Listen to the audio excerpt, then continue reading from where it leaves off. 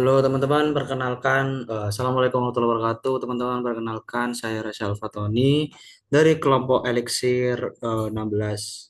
Nah, di sini dalam video ini saya akan menjelaskan tentang materi pengganti D2 Mosaik 2025 pada Kamis 21 Agustus 2025. Nah, sebelum itu izinkan saya untuk menurunkan diri. Ya, benar ya, nama saya Rasya Alfatoni dari kelompok Elixir program studi informatika dengan nomor nomor MPM 2508101028. Nah, pada pertemuan hari kedua kemarin, tepatnya materi ke-1 atau materi ke-7, kita kedatangan tamu oleh Pak Gede, yaitu wakil dekan 1, yaitu dekan 1 Fakultas Ilmu Komputer.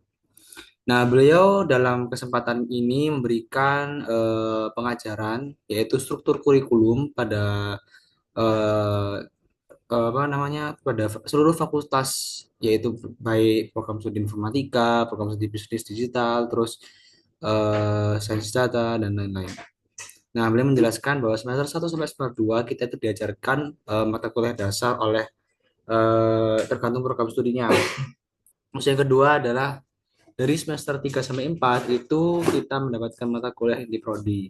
Semester 5 sampai 6 kita itu bisa magang atau ikut kampus yang berdampak, kampus berdampak. Semester 7 sampai 8 kita persiapan skripsi. Nah, info penting buat mahasiswa bahwa skor TOEFL yang akan didapat oleh mahasiswa harus memenuhi syarat yaitu 450. Nah, sistem belajar pembelajarannya yaitu yang pertama adalah project by learning, proyek nyata, blended learning tetap muka dan online, lalu kolaborasi riset, penelitian yang dilakukan kolaborasi antar mahasiswa dengan dosen. Yang keempat yaitu keterlibatan industri atau studi kasus dan mentoring. Nah, pada menteri ke-8 kita kedatangan tamu yaitu bernama Ibu Made yang berstatus jabatan Dekan 8 Fakultas Ilmu Komputer. Nah, beliau di sini menjelaskan nih bahwa sarana prasarana yang ada di kampus kita yaitu UPN Veteran Jawa Timur dan UKT mahasiswa Fasilkom.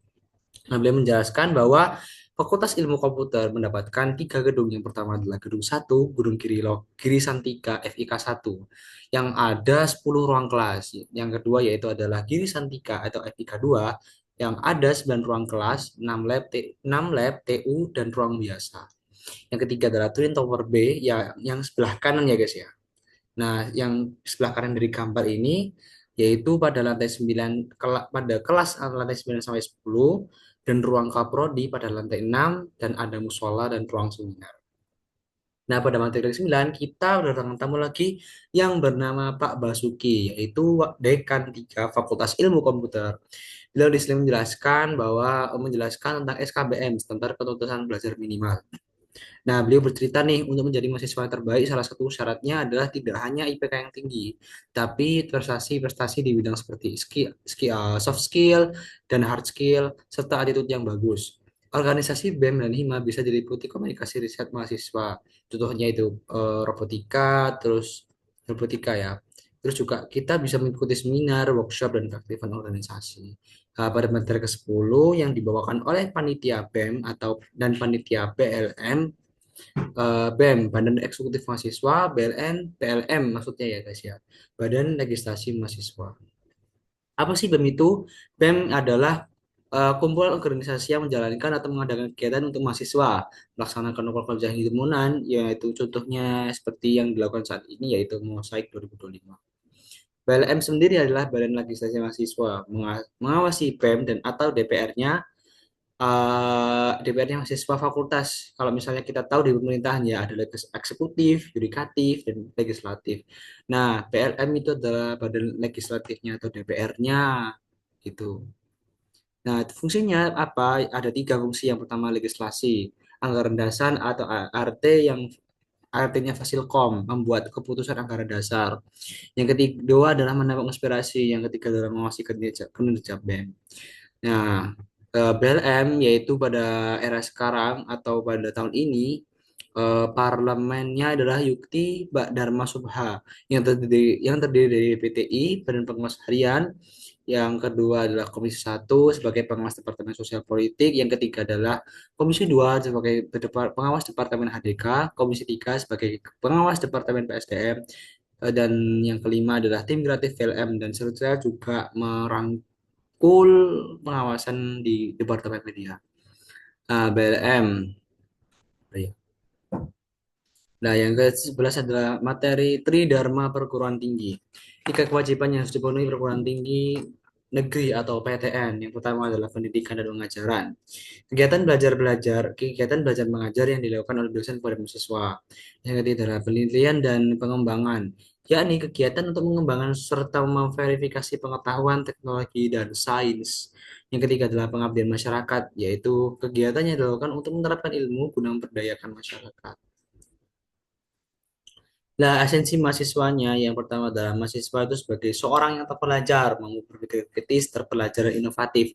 Sebagai agent of change harus mempunyai sebuah posisi untuk melakukan perubahan, harus berpikir kritis dan inovatif. Yang ketiga adalah sebagai social control, yaitu cara individu menyelesaikan masalah yang didapat dari masyarakat. Nah, yang keempat ya, empat adalah sebagai arustok, yaitu sebagai penerus bangsa. Mahasiswa dituntut untuk punya intelijensi yang tinggi. Terus yang kelima, empat lima sebagai moral force, yaitu mahasiswa dapat memberikan contoh yang baik atau bentuknya dalam pengabdian masyarakat. Terus yang ke lima enam ya, enam yaitu menjaga nilai. Mahasiswa itu harus mampu menjaga nilai dan disiplin masyarakat. Materi ke-12 pengabdian dan organisasi. Nah, di sini dijelaskan bahwa ada tipe-tipe mahasiswa. Yang pertama adalah kupu-kupu, kuliah pulang, kuliah pulang. Yang kedua adalah kura-kura, kuliah rapat, kuliah rapat. Yang ketiga adalah kunang-kunang, kuliah menghilang, kuliah menghilang. Nah, maksudnya gimana? Mahasiswa yang sering nangkring atau nongkrong bersama teman-temannya di setelah atau di sela-sela jam kuliah. Atau biasanya kita sebut dengan kuliah nangkring, kuliah nangkring. Nah, yang keempat adalah kuda-kuda, yaitu kuliah dagang, kuliah dagang. Pastinya setiap mahasiswa itu punya salah satu inovasi, yaitu bagaimana sih cara kita mengelola keuangan dengan investasi, yaitu berdagang. Biasanya setelah pulang atau bisa juga setelah pulang kuliah, terus juga sebelum masuk kuliah kita juga menyempatkan waktu untuk berdagang mana, eh, sambil kita melakukan pembelajaran. Yang kelima adalah kue-kue, yaitu kuliah gawe, kuliah gawe. Nah, setelah pulang kuliah biasanya mahasiswa apa magang atau part time di sebuah restoran atau kafe. Nah, visi mahasiswa dan roadmap-nya. Yang pertama, mahasiswa maksudnya dibagi menjadi dua, yaitu eksplorasi akademik dan eksplorasi non akademik. Contohnya gimana yang akademik? Maksudnya itu adalah dalam mencakup matkul, tugas, ujian, kompetisi ilmiah, bootcamp, dan course. Yang kedua adalah eksplorasi non akademik. Contohnya kita join organisasi, komunitas, riset, UKM, dan kemandirian. Ormawa-ormawa yang ada di Fasilkom, yaitu yang pertama BEM, PLM, Himasifu, Himasada, Himabistik, Himadifa. Komunitas-komunitas yang ada di Fasilkom, yang pertama adalah robotika, rohis, dan informannya. Nah, tujuannya dari BEM itu sendiri adalah memahami peran diri. Maksudnya tujuan dari kita mengikuti organisasi. Yang pertama adalah memahami peran diri, mengendalikan kelebihan dan kekurangan, menentukan posisi sesuai profesinya. Terus ya, yang ke selanjutnya adalah divisi organisasi itu sendiri, guys. Apa sih maksudnya kesatuan dalam satu perkumpulan yang bekerja sama untuk mencapai tujuan bersama? Perannya yaitu mengenali peran kita sebagai peran diri sendiri dalam mengikuti organisasi. Yang pertama adalah mengenali dan mengelola potensi. Yang kedua adalah belajar kolaborasi dan etika. Yang ketiga adalah belajar tanggung jawab. Yang keempat adalah menelusuri sebuah program.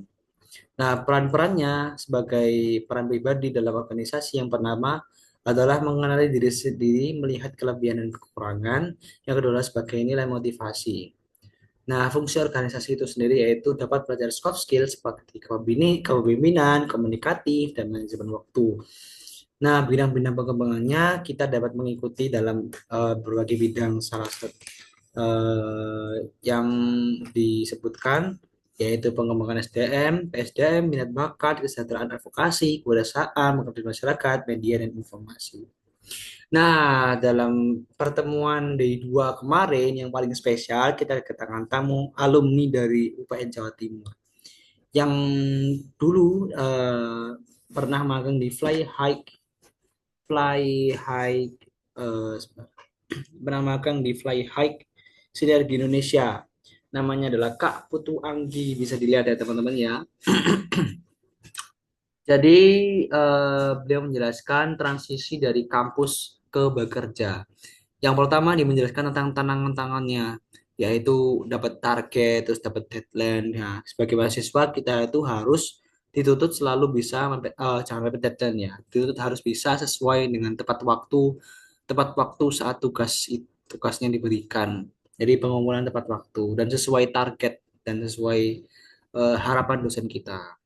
Yang kedua adalah first job experience, hari pertama kerja, pengalaman pertama, entering the professional world. Yang ketiga adalah important of mental readiness dan flexibility. Lalu important of soft skill, yang pertama adalah public speaking, problem solving, teamwork dan leadership. Nah, penting ini ya teman-teman karena keempat keempat apa namanya skill ini bisa membantu banget bagi kita untuk melatih kepercayaan diri kita menghadapi orang lain. Dan ya begitulah pokoknya. Nah, yang ke selanjutnya adalah benefit dari aktivitas mahasiswa sebagai student. Yang pertama, jika kita memiliki soft skill development, kita bisa menjadi pemimpin dalam sebuah organisasi, terus kita atau event gitu ya. Terus kita bisa lancar komunikasi dan kita bisa teamwork skill, kita bisa membangun teamwork skill. Yang kedua adalah network opportunities atau peluang network. Nah, dengan bagaimana kita memanfaatkannya, kita membangun koneksi dengan peers atau lecturer atau profesional industri yang lainnya. Terus yang selanjutnya adalah real world experience, gain world and experience in managing project competition organization. Nah, pengalaman di dunia nyata. Benefit yang kita dapatkan adalah pengalaman dunia nyata. Contohnya adalah pengalaman manajemen project, terus kompetisi-kompetisi dan organisasi. Nah, beliau juga menjelaskan, Pak Petuanggi menjelaskan bahwa ada nih sebagai tips dan trik sebagai mahasiswa di era sekarang. Yang pertama adalah boost portfolio atau membangun portfolio sedini mungkin dengan kita menggarap project, internship, dan kompetisi. Nah, yang kedua adalah networking itu sangat apa namanya sangat menjadi kunci sekali bagi kita karena kita dapat berhubungan dengan orang-orang dan mengenai orang-orang dan menumbuhkan saling rasa percaya pada orang-orang. Siapa yang kita bisa ajak networking? Yang pertama adalah lecturer, terus senior kita, terus industri profesional, terus adalah continuous self development. Yang terakhir, maaf. Yang terakhir adalah college life, yaitu valuable time to explore. Nah, kita sebagai mahasiswa itu banyak sekali waktu untuk mengeksplor diri ya. Kita itu tidak terlambat, guys, sebenarnya. Dan kita itu harus percaya dan yakin kalau kita akan mencoba dan akan terus berkembang. Tidak boleh kita tidak menyerah. Tidak boleh kita selalu menyerah. Malas ah gitu ya. Terus yang ke apa? Yang terakhir adalah don't fear failure because every experience brings lesson. Jangan takut untuk gagal karena semua pengalaman itu adalah eh, membawakan pelajaran. Oke, kata-kata terakhir dari Kak Putuanggi. Sekian, terima kasih dari saya. Wassalamualaikum warahmatullahi wabarakatuh. Panjang ya.